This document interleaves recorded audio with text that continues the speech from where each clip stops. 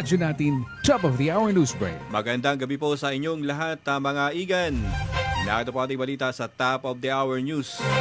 Upang paigtingin ang kakayahan ng San Jose Municipal Police Station na mapanatili ang kapayapaan at kaayusan sa bayan ng San Jose, ipinagkaloob sa kanila ng pamahalaang bayan ang isang bagong drone bilang karagdagang kagamitan sa kanilang mga operasyon.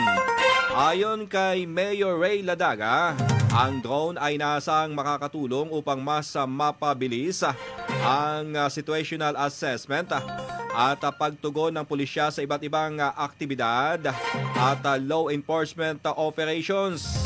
Ang nasabing kagamitan ay pinondohan mula sa Peace and Order Fund ng lokal na pamahalaan. Sa kasalukuyan, ginagamit ng San Jose MPS ang nasabing drone sa kanilang aerial monitoring at police patrol operations.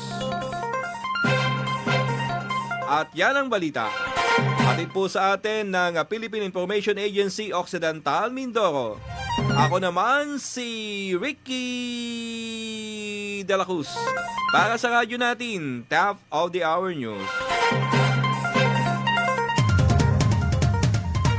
Radyo natin, Top of the Hour News Break.